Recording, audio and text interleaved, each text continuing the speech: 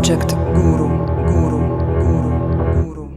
Всем привет! С вами Zak Novak на радиостанции Novorossia Rocks. Welcome to Novorossia Rocks radio station. This is Zak Novak, your American in downtown Donetsk. The program is Projekt Guru. Guru's in the house. Andre, my engineer. Quickly, emergency news. 7 Islamic State members from Turkey detained, plan to bomb Moscow. 7 Islamic State members preparing terror attacks in Moscow and St. Petersburg have been detained in the city of Ekaterinburg in the Urals region, the Russian Federal Security Service, FSB, said. The leader of the group came to Russia from Turkey after terror attacks in Russia's 2 largest cities, as well as the Sverdlovsk region, where the city of Ekaterinburg is located. Members of the terror group plan to flee to Syria, where parts of the territory are under control of Islamic State, ISIS.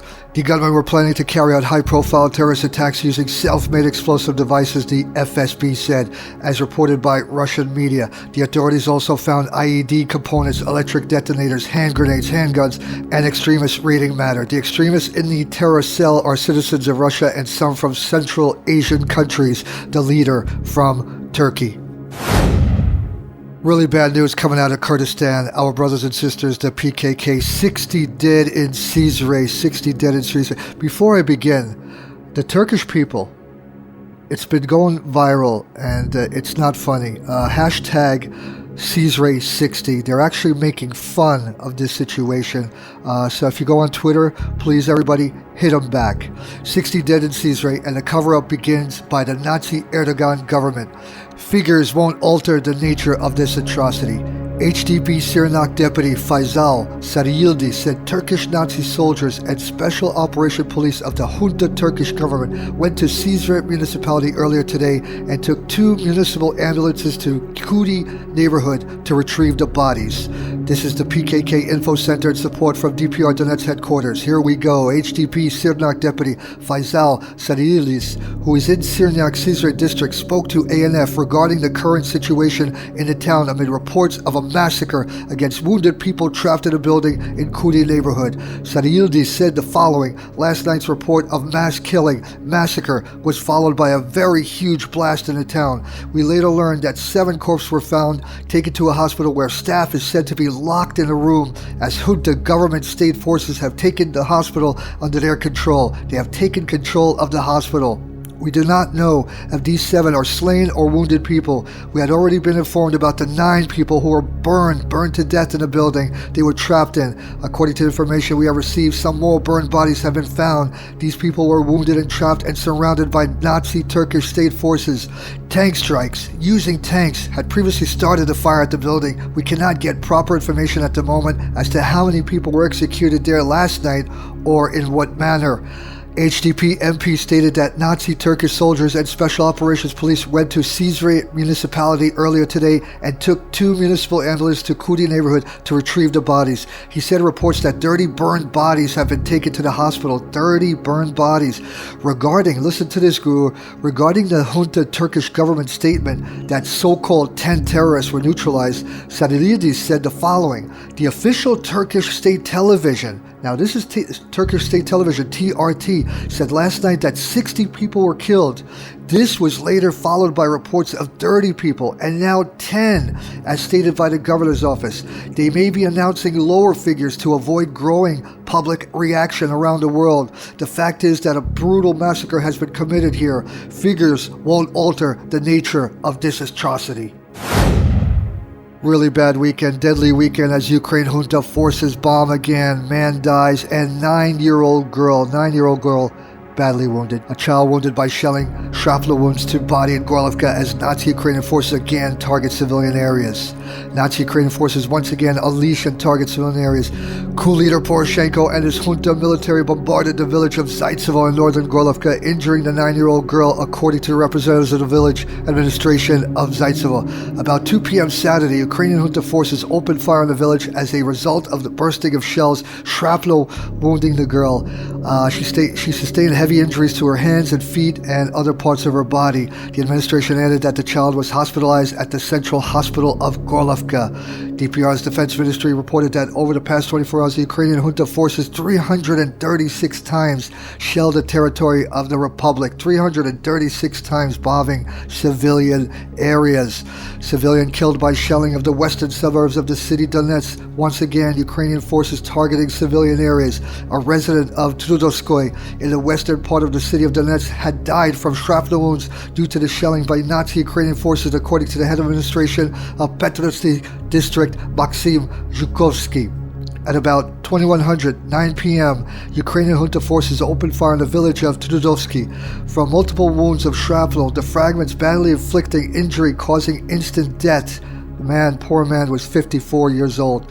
Also, heavy destruction on the same street. 2 homes were destroyed. The enemy attack was coming in from positions in occupied Marinka. Nazi Ukrainian forces 40 times fired on the territory of the Republic. As a result, 25 major violations of the ceasefire broken. The enemy 30 times used heavy gunfire from 82 mortars. 10 times mounted grenade launchers were used, as well as small arms. Nazi Ukrainian forces targeting civilian areas, the villages of Alexandrovka, Jabunki, Sparta, Volvo Center, and the airport again.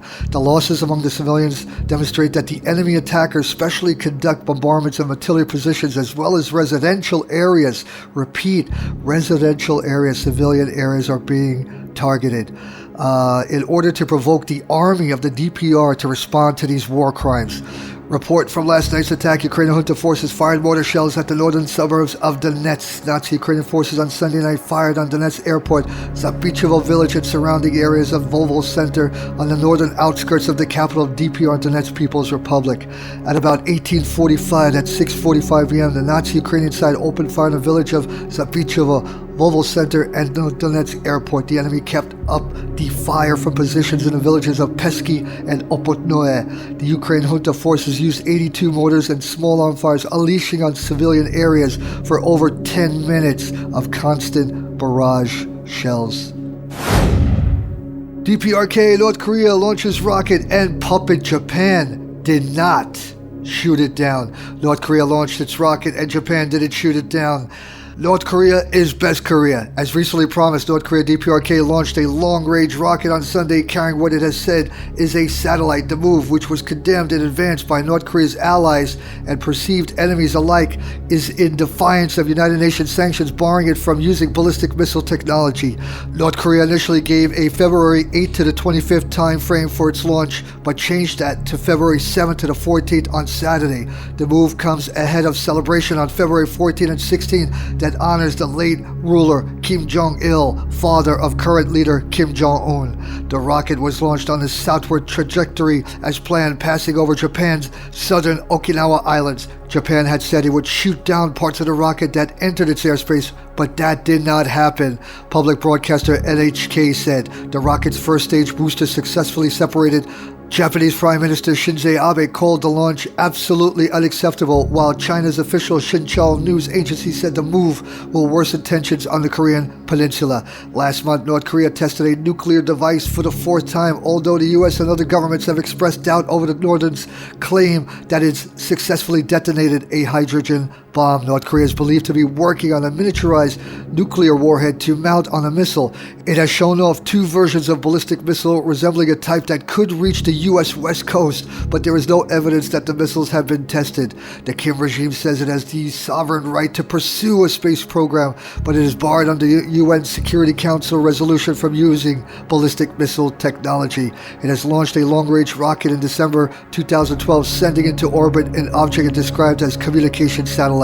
U.S. National Security Advisor Susan Rice issued a statement calling the test destabilizing and provocative action that will undermine peace and security in the broader region. Susan Rice, provocative by sending up a satellite.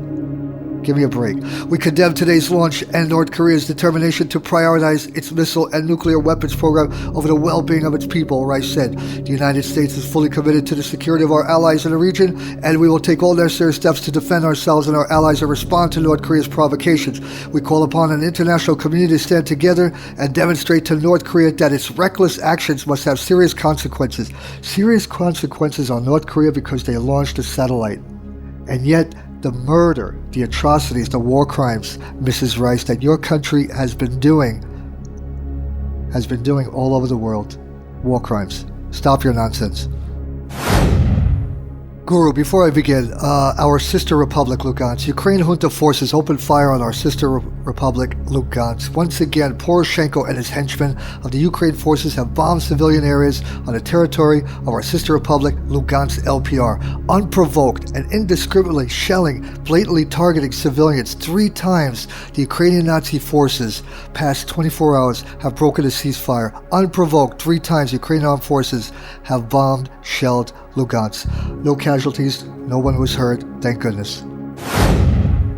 Kiev Nazi Junta to rename communist names in the republics of Donetsk, Lugansk, and Crimea. Nazi Ukraine plans to rename localities in the People's Republics of Donetsk and Lugansk along with Crimean towns, pursuing the so-called policy of decommunization. Head of Ukraine's Junta National Memory Institute, Vladimir Vyatrovich, said on Saturday, following the recommendation of our institute, localities which are not controlled by the Ukrainian authorities in Crimea and certain parts of Donbass will be renamed, Vyatrovich said in an interview with Kraina magazine. Certainly, Yalta, the Crimean city, would be still Yalta, but some localities named Komsomolskoye or Lenino will change their names. On April 9, 2015, Ukraine's Junta, Verkhovna Rada parliament passed a law condemning communist regimes, banned their propaganda and symbols. On May 15, 2015, Junta leader President Poroshenko signed 4 relevant laws, or the so-called decommunization package. They should sign a package of their Nazi symbols and ideology. I think that would be a better idea. In line with the package of laws, local authorities have been entrusted to rename regions, districts, cities, towns, villages, cities, and other places with so-called Soviet names. Vyatrovich said that in case the local authorities fail to submit their proposals on new names, those would pick up upon recommendation of National Memory Institute, and renaming would become compulsory. Verkhovna Rada was expected to approve the new names for cities, towns, and villages until February 21st, he said, but did not elaborate on mechanisms for implementation on the decision. Crimea, where most residents are ethnic Russians, refused to recognize the legitimacy of authorities brought to power amid riots during the coup in Ukraine in February 2014. Telling us to change the names, or forcing us to change the names, or they will change the names for us? I doubt it. It will never happen. The GCC Gulf states, part of U.S. coalition ready to enter Syria and bring more miseries, as if the people and country of Syria do not suffer enough with the Obama regime and its evil cohorts of the Turkish Junta and moderate rebel ISIS, killing and destroying everything in sight. More madness and insanity is to enter the ring of fire with the murderous regimes, the oil kings of the desert, Bahrain and Saudi Arabia, who are already committing war crimes, genocide in Yemen, have decided to commit ground troops to Syria as part of the U.S.-led coalition. The Gulf island Bahrain said on Friday, a day after its larger neighbor and close ally Saudi Arabia announced a similar pledge. Bahraini ambassador to Britain, Sheikh Fawaz bin Mohammed Al Khalifa, said in a statement that Bahrain would commit troops to operate in concert with the Saudis under what he called the International Coalition Against Terrorism. He added that the UAE, the United Arab Emirates, a fellow member of the Saudi-dominant Gulf Cooperation Council, GCC, was also ready to commit troops, echoing an assertion made late last year by UAE Minister of State of Foreign Affairs Anwar Gargash. Saudi Arabia said on Thursday it was ready to participate in any ground operations in Syria if the U.S.-led alliance decides to start such operations, an advisor to the Saudi defense minister said. Bahraini ambassador said the Saudi initiative in Syria was meant to combat both Islamic State and the brutal Assad regime, a reference to President Bashar al-Assad, a bitter foe of Saudi Arabia. Sheikh Fawaz also announced the CGC had decided to base a new unified GCC Naval Operations Center in Bahrain. The establishment of a joint Gulf Arab force shows clearly and unequivocally that under the leadership of Saudi Arabia, the Gulf states are determined to take positive action within the region globally to combat terrorism and extremism from wherever quarter they emanate. More terror on the way. Whatever you want to call it, international coalition, the Gulf Arab Force, it's not to stop ISIS. Rather, it's to support it and try to remove the legitimate government of Syria, the legitimate government of Assad, which, by the way, is the only one who is fighting ISIS, and with the support of Mother Russia, who are the only ones fighting ISIS. So this is just a mockery. The GCC, the Gulf states, Saudi Arabia, Yemen, what you're doing in Yemen, the atrocities, the war crimes, it is horrific. And now you want to do the same, bring more misery to Syria. Everyone, please, I stress, everyone be safe out there. Enjoy the day. See you all on Wednesday. Bye-bye, folks.